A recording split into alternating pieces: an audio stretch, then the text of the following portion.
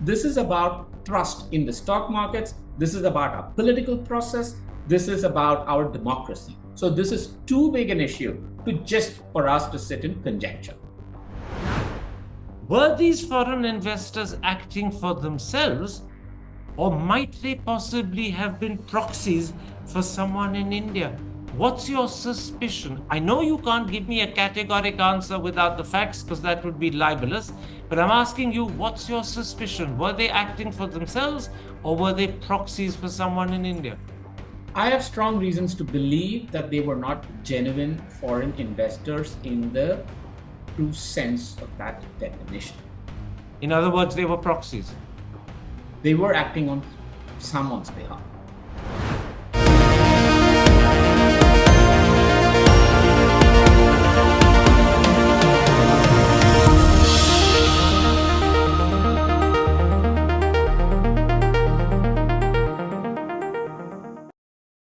Hello and welcome to a special interview for The Wire.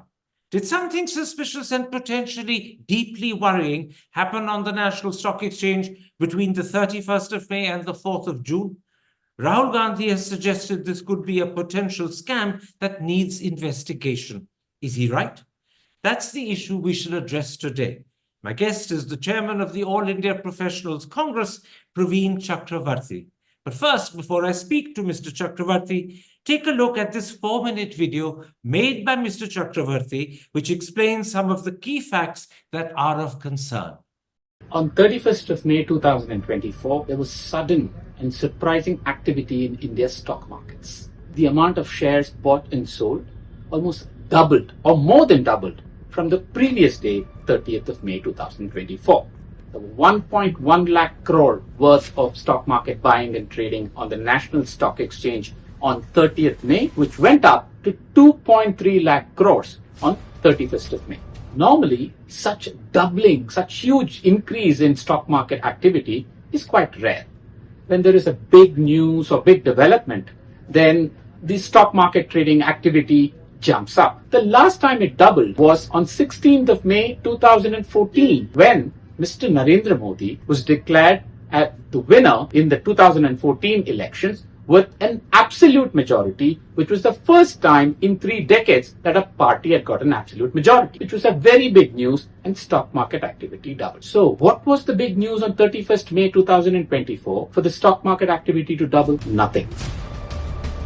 The only event was the next day, 1st of June, was the final phase of polling and exit poll results were announced at the end of 1st of June. Curiously, all the exit polls said that Mr. Narendra Modi was going to win a third term with a landslide majority of nearly 400 seats, which would again be the first time since Mr. Rajiv Gandhi in 1984. When the markets reopened on the 3rd of June, Monday, because of the exit poll predictions, the markets rose to an all-time high. When the markets rose to an all-time high, people who bought shares on 31st of May, they saw their share value go up. The next day, 4th of June, the actual results started coming. And when the results started coming, it was clear that forget a landslide victory of 400 seats, Mr. Modi was not even going to get a majority. So what happened? The stock market tumbled and fell steeply. The stock market lost 30 lakh crores just on the 4th of June, which is the highest loss ever in its history. So the question is, who are these people who bought shares on 31st of May? Why did they buy shares on 31st of May? One is retail investors, which are common people. Number two, domestic institutional investors, such as Indian mutual funds. And third are foreign investors. Foreign investors, remember, typically invest in Indian stock market through tax havens like Mauritius or Cayman Islands, and we don't quite know who these actual foreign investors or foreign entities are. On the 31st of May, 58% of all the shares that were bought by foreign investors. Foreign investors as a category were selling and not buying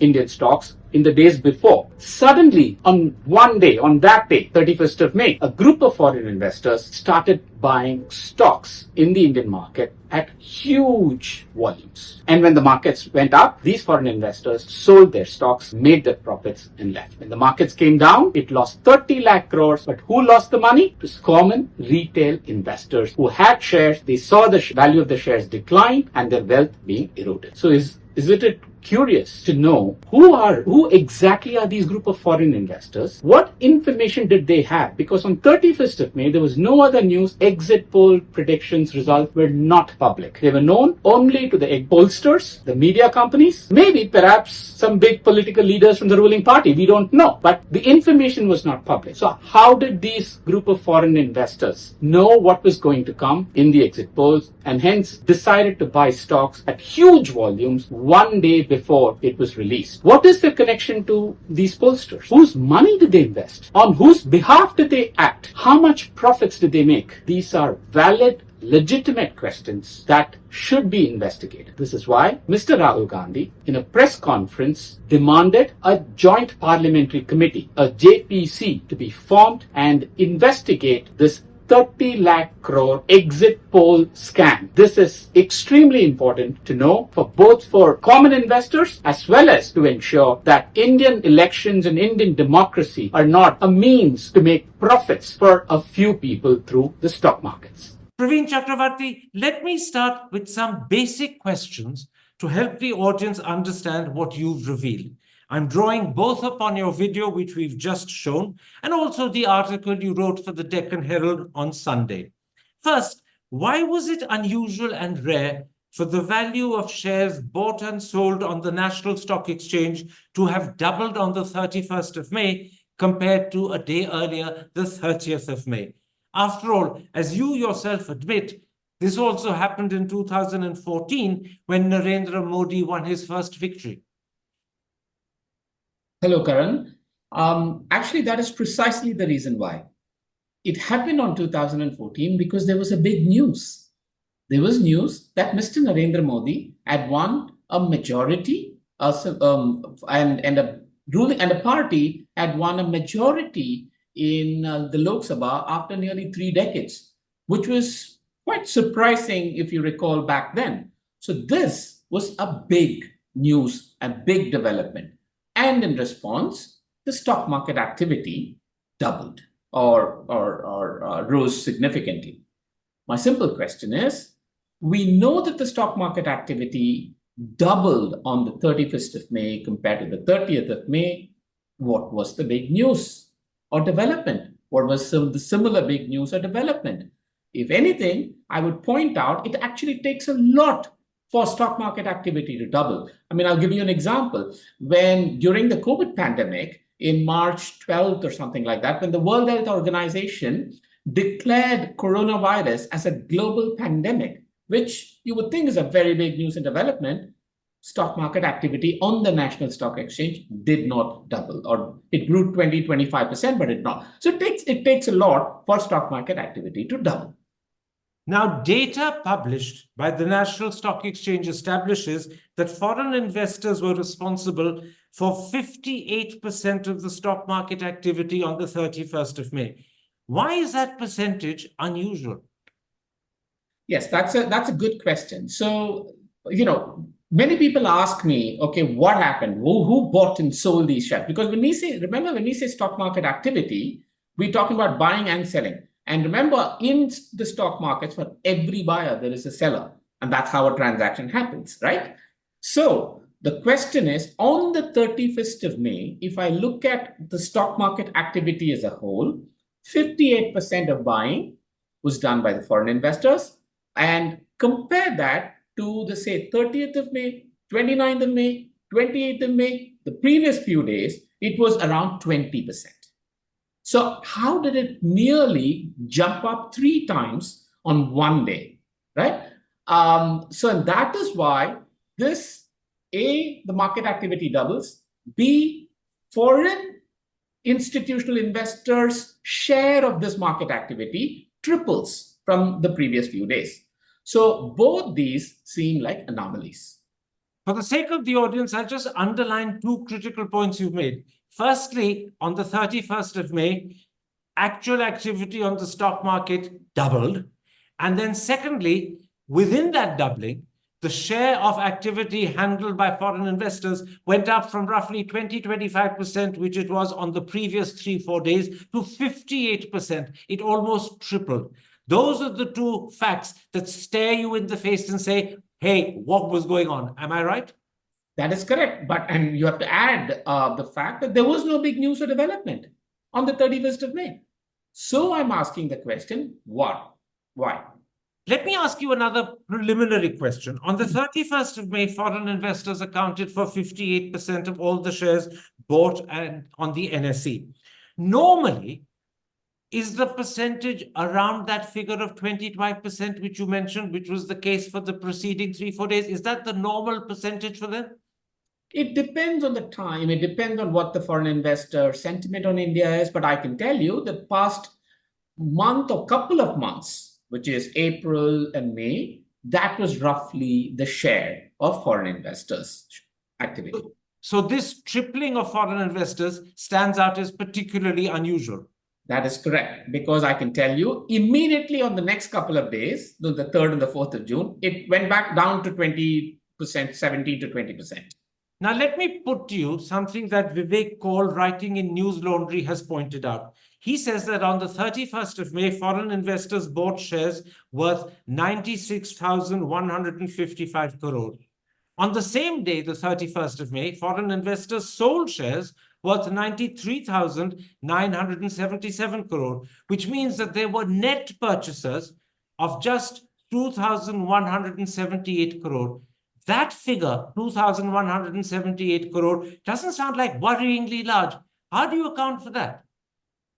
I think we can get caught in a kind of a quandary if we start looking at this, in terms of buy and sell, because the underlying presumption is that people who buy are the people who sell, or that it's the same people, or the fact is we don't know. We only know that these are foreign investors as categorized by the securities market regulator. Remember, these could very well be Indian investors coming in through Mauritius as foreign entities. So we don't quite know. Like I said, in the market, for every buyer, there's a seller, right? So foreign investors' activity, that's why I use the word activity and not just buying or selling, because there has to be a corresponding transaction. On that day, foreign investors' activity jumped up. Now, and this is established data. I think we have to be careful when we start kind of trying to match trades. And matching trades is impossible to do because we do not have that kind of information. All right, let's come back to your Deccan Herald article. You write, and I'm quoting you, this mysterious share buying activity by a group of foreign investors can only be explained by what happened the next day. Now, the next day was the 1st of June. That was the day the exit polls came out. How do the exit polls explain the share buying activity on the 31st of May? Can you explain the potential connection or alleged connection between the two? Sure. And of course, as you rightly point out, I'm asking questions saying, isn't it curious that this is how the chronology of events transpired? On the 31st of May, we see huge activity in the stock markets on no apparent big news. The next day, which is a Saturday, when the stock markets are closed, the exit polls come out. Mysteriously, all exit polls, at least the 5 or 6, all project a landslide victory for Mr. Narendra Modi and the BJP. Then the next day, the subsequent day is a Sunday. The stock markets are closed. Monday, on the 3rd of June, when the stock markets open, what happens? There is a big news that has already come out. So the stock markets react to that news and it jumps up. It hits an all-time high. So 31st of May, a group of investors buy it. 1st of June, some news that can definitely impact the markets come out, and the markets react on the 3rd of June. Now, should we all not at least ask curiously, are the two connected or not? And am I right in saying that the chronology, in fact, not just the chronology, but the fact that one happened 24 hours after the other, just 24 hours after, suggests that there is a clear alleged connection? It is quite obvious for anyone to see, because there was no news to justify that move on the 31st, and there was big news on the 1st, and then the markets react accordingly, right? And I must add here, not just this, but there was also this talk. Please remember, in my previous avatar, I was associated with the stock markets. I was on the board of the Bombay Stock Exchange. So there was information saying that there is peculiar activity on the 31st of May. So I'm not going to use any of that because that's not based on any data or public information. But I'm merely adding that as some sort of a topping to this story. Okay. You write in your Deccan Herald article, and once again, I'm quoting you, surely, you say, it cannot be a mere coincidence that an extremely rare event like doubling of stock market trading happened exactly one day before multiple exit polls unanimously projected an enormous victory for Modi. And my question is a simple one. Why can't it be a coincidence? Indira Gandhi died 24 hours after speaking about her own death, and that was only a coincidence. So why can't this be a coincidence? Certainly it could be, but shouldn't it call for an investigation? Why are we sitting and conjecturing here rather than, I mean, it is in any country or in any normal situation, this would actually call for an inquiry and an investigation. So all I'm saying is if it could, okay, if it is a coincidence or, I'm not getting into the technicalities, but can it be explained by other market factors, some change in rebalancing in indices, as they say, and those types of things? It could be, but my point is, let us have an investigation. Let us get to the bottom of it. Absolutely. An investigation will clarify whether this is a genuine coincidence or whether there is something more that we don't know about, but which we have reason to suspect. This is why you need an investigation to find out the truth. Precisely. And like I said, add to it, in fact, the Economic Times had published what's called a Whispers in the Corridor column that clearly said that there's a lot of talk in the stock markets on Dalal Street about a group of foreign investors having advanced information. Now, that could be talk, but such talk does hamper trust in the markets. This is about trust in the stock markets. This is about our political process. This is about our democracy. So this is too big an issue for us to sit in conjecture. Now, let's take your story, Praveen Chakravarty, one step further. Foreign investors bought shares on the 31st. But as you pointed out yourself a moment ago, on the 3rd after the exit polls, the stock market skyrocketed. So if the foreign investors had sold the shares they bought on the 31st on the 3rd, they would have made a very substantial profit. Is that right? Correct. That is correct. And that is the reason why one assumes, and this is a presumption, that they were buying in a big way on the 31st in anticipation that the exit polls would kick up the stock market. And when that happened, they could sell on the 3rd and make a comfortable, sizable profit.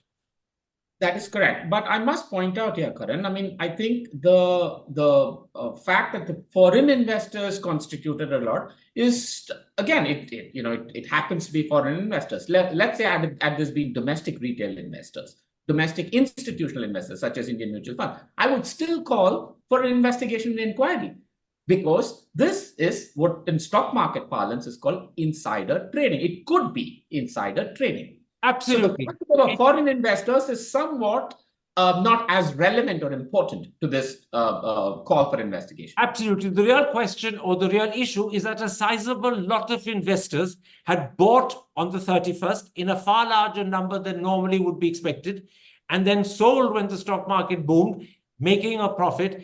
And whether those are foreign investors or domestic investors is a secondary issue. The fact that they were doing so allegedly, I'm saying that in quotation marks, on the basis of some sort of potential insider information suggests a scam. Is that right? That is absolutely correct. The only reason the foreign investor category adds a bit more mystery to this is because foreign investors typically tend to come through tax havens such as Mauritius and Cayman Islands. They are blind in that sense. We don't know who the end beneficiaries are. It could, like I said, it could be Indian investors posing as foreign investors and coming through Mauritius. And that is the only reason it adds to the intrigue. Now, I'm going to once again quote from your Deccan Herald article, because I think the sentence I'm about to quote is perhaps your conclusion. Correct me if I'm wrong. You write, from the chronology of events and stock market data, one can easily impute that not only were exit polls weaponized to influence election outcomes, but to also profit using the stock markets. India may have witnessed the world's first exit poll stock market scam. Am I right in saying that, in a sense, is your conclusion? That is my supposition, I would say, and yes, because I do quote, an example from Austria, where in 2021 the Chancellor of Austria, then Chancellor of Austria, was forced to resign in a scandal, which is very unique because he rigged opinion polls to show him favorably and forced the media to carry it and won his election. And when they got to the bottom of it, they realized that this was a sham and he was forced to resign. I am saying we may have actually gone one step ahead, where some investors may have even profited from Indian democracy. Let's at this point, Praveen Chakravarty, look at what might have happened to ordinary investors. On the 4th, when the actual results came out, the stock market crashed. As you point out in your article, it lost 30 lakh crore, which is the biggest ever fall in history. Now, if ordinary investors had followed the advice of the Home Minister and the Prime Minister to buy shares before the results came out, then they, unlike foreign investors, would have lost money. Foreign investors made money, but domestic investors, if they had followed the advice of the Home Minister given in an interview to NDTV, if they'd followed the advice of the Prime Minister given in an interview to the Economic Times, and on that basis bought shares, then on the 4th morning when the stock market collapsed, their shares would have lost value. That is correct. I think, first of all, we must point out how bizarre it is for the Prime Minister of India, who has never really talked about the stock markets, to actually talk about stock markets, exhort people to buy stocks to buy stocks, and actually categorically say that the markets will go up on the 4th of June and after. Now, you could say that is false and shallow bravado, or you could say something else. But the fact remains that it is extremely bizarre. And it was not just the Prime Minister, the Home Minister, and then the Finance Minister to boot says that the markets will see a bull market. The last time I checked, people needed investment advisory license to provide investment advice. So if the Finance Minister or the Home Minister or the Prime Minister could show us their SEBI registered investment advisor license, then maybe that would explain. But the point is, why would the senior most leaders get into this? And the fact is, yes, if people had followed their advice and bought stocks, they would have lost money. So in that sense, it was bad advice. I will, for the sake of the audience, point out that in the interview he gave NDTV, and I believe the date was the 13th of May, the Home Minister said, I'm quoting him from memory, I don't have his precise words at my fingertips, but he actually said the stock market will shoot up on the 4th, and he added, now go buy. Words to that effect, encouraging people to buy so that they could benefit from the sharp rise in the stock market. That is what the Home Minister is quoted by NDTV to have said to them on the 13th of May. That is specific advice to go and buy. Absolutely. And the Finance Minister did say that the stock market is going to see a bull market. I mean, in any other country, such as America or the UK, the securities regulator would immediately get onto this and say, this is misleading the public, misleading the investor public. Now, in all fairness, once again, I should point out that 3 days later, that is 3 days after the stock market crashed on the 4th of June, when the stock market closed for the week ending Friday the 7th, it not only recovered the losses it made on the 4th, but it rose to yet another all-time high. So whatever investors, and I'm talking about ordinary investors, whatever ordinary investors stood to lose on the 4th, they more than made up on the 7th. That is also true, isn't it? See, that's why I said when I made the point earlier, we must be careful of trying to match groups of investors buying, selling on multiple days, because they may not necessarily be the same. See, the simple fact is that there was exuberance on the 3rd of June, and there was panic on the 4th of June. Both were market highs in terms of gains and losses. This is called volatility in stock market policy. volatility is bad for retail investors. That's a truism as far as when it comes to stock market investing. So I think we have to be careful to say, assume that people did not panic and sell on the 4th of June and lost money. Well, and then they were, they stuck on and then they kind of recovered their gains. I hope they did. For their sake, I hope they all did. But I don't think that assumption can be quite correct. Now, so far, Praveen Chakravarty, we've spoken about two types of activity or two types of players on the stock market. We've talked about foreign investors, we've talked about ordinary investors. There is also a third category, which you briefly mentioned in your Deccan Herald article. It's a much more technical and complex category, and I'll take it up very briefly, simply to be comprehensive. We're talking in this third category about share derivatives, the derivative market. As you point out, derivatives benefit from volatility. And during that period, 31st May to 4th June, the market was particularly volatile. You say, and I'm quoting you, data shows there was huge trading in derivatives between 31st May and 4th June. So I take it a lot of money was either made or lost through derivatives as well. Am I right? That is correct. And the problem of derivatives, which is a very complex and technical stock market instrument, and which is why I did not kind of delve into detail on that. The fundamental assumption or the fundamental thing that benefits derivatives is volatility. So if I'm a derivatives investor, I love volatility, but the problem is it depends on which side of the derivatives trade you are, because you could lose a lot of money. Derivatives is one such instrument where the losses can be almost infinite, as they say. So the volatility, was it induced? Was it deliberate to benefit a certain section of investors? Now, I can have my suppositions, you can have yours, and the BJP leadership or Piyush Goyal can have his. But we will know the truth only when there's an investigation, which is why Mr. Rahul Gandhi, in a press conference in which I was there, categorically said that we will need a joint parliamentary committee to investigate this. But guess what? In fact, the Securities and Exchange Board of India already has all this information because they have all the information. So a JPC can be constituted, the SEBI regulators summoned and asked to do an investigation. Hi, I'm Karan Thapar. Over the last few years, I hope you've been watching my program, The Interview on the Wire. During that period, I've interviewed doctors, politicians, businessmen, scientists, authors, and even the occasional Nobel laureate. For me, it's been exciting. I hope it's been enjoyable for you.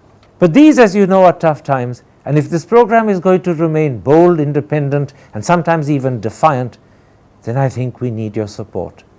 At the end of the day, it's a truism, but editorial independence is best defended by the viewers.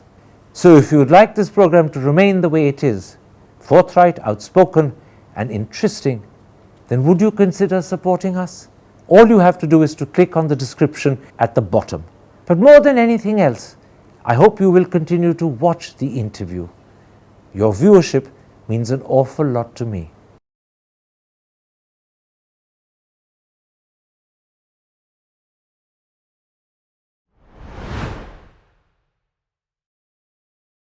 Now, your Deccan Herald article raises key questions. As I end this interview, let me go through 2 or 3 of those key questions very quickly. First, you ask, who are the foreign investors that pumped in large sums of money to buy shares on the 31st of May? Do you have any sense of who they might be yourself? No, not based on any evidence or public information. So if you were to give names or suggestions, that would be close to libel. Absolutely. Absolutely. Okay. Actually, anyone in the markets will know, but yeah. It might be libelous for you to name people without factual evidence, but you are also saying people in the market who know and sense who's playing will have a clearer idea. Absolutely, because remember, all trading is done through brokers. Okay. Secondly, what is the connection between the foreign investors and exit pollsters, as well as the media organizations that ran those exit polls. Maybe I should rephrase that and ask not what is the connection, but is there a connection between exit pollsters and the media organizations that publish those polls and these foreign investors? Yes, again, we go back to the chronology, right? On the 31st of May, the exit poll predictions were known, presumably, to the pollsters, to the media organizations that were supposed to be publishing these polls, and there is, of course, talk about how one particular pollster is also the same person who does polls for the ruling BJP and works very closely with the Home Minister and the Commerce Minister. So the question is, what exactly is the connection? Let's come out with the truth. We're speculating that there could be a connection because of the chronology between the foreign investors and the exit polls, as well as perhaps the media organizations that commission those exit polls. But might there not be a second possibility? Could the foreign investors have commissioned their own polls? They could. I mean, they could have commissioned their own polls. If they had commissioned their own polls, presumably they would have gotten, and if they had done it better than what the exit polls suggested, then they would not have bought stocks on the 31st of May. They would have actually shorted, what's called shorting, or to profit from a fall, because they would have known that Mr. Modi was not, forget getting 400 seats, he was not even going to get a majority. So clearly, it's contrary to that kind of presumption. Tell me, whilst we are saying they could have commissioned their own polls, is it likely that they would have? Would foreign investors be that interested in making money out of the Indian election results that they would commission their own polls? A, it would mean spending money to do so, but that's not a very large sum of money for them. But secondly, it would mean that they'd have to have a fair amount of faith and credibility in the polls they're commissioning. And Indian exit polls have not got a track record of being credible. So would they have bothered to commission their own polls? Absolutely. Having headed a foreign investment bank in India, having been in the markets, having known and interacted with a lot of foreign investors, having been on the boards of the Bombay Stock Exchange, I can tell you it is extremely unlikely that foreign investors would choose to conduct a poll of all 543 constituencies in the world's largest democracy over 2 months to actually make a profit. And even if they did, then they got it wrong.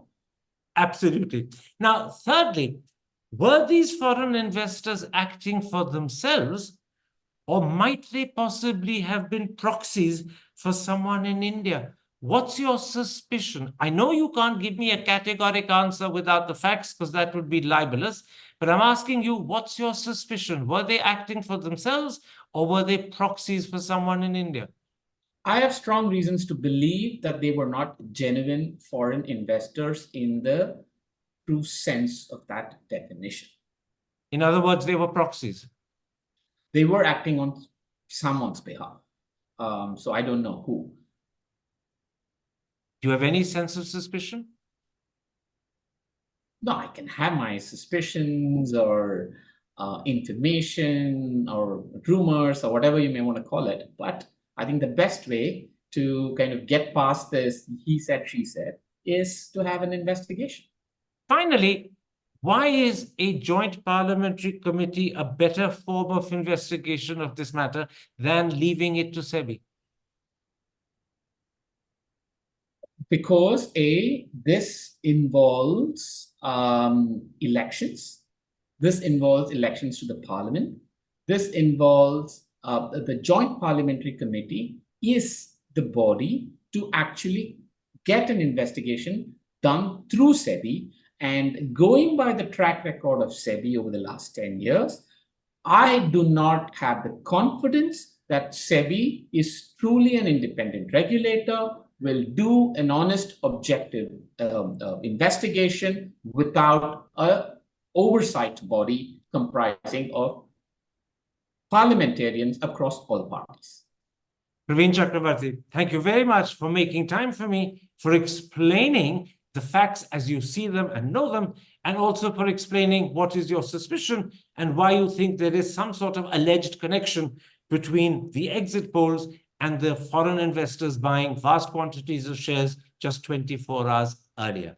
I will underline, this is a supposition, these are allegations, but there are good reason to believe that these suspicions must be at least investigated so that we know the truth. The truth, after all, is the Indian motto, Satyamev Jayate. It will not live forever if we don't investigate to find out what is the truth. Thank you very much indeed. Take care. Stay safe.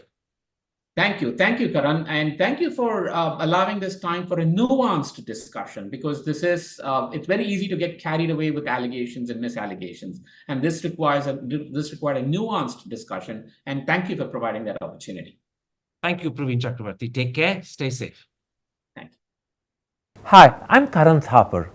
Over the last few years, I hope you've been watching my program, The Interview on the Wire. During that period, I've interviewed doctors, politicians, businessmen, scientists, authors, and even the occasional Nobel laureate. For me, it's been exciting. I hope it's been enjoyable for you.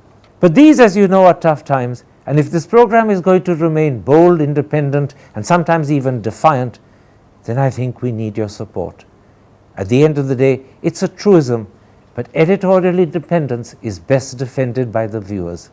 So if you would like this program to remain the way it is, forthright, outspoken, and interesting, then would you consider supporting us? All you have to do is to click on the description at the bottom. But more than anything else, I hope you will continue to watch The Interview. Your viewership means an awful lot to me.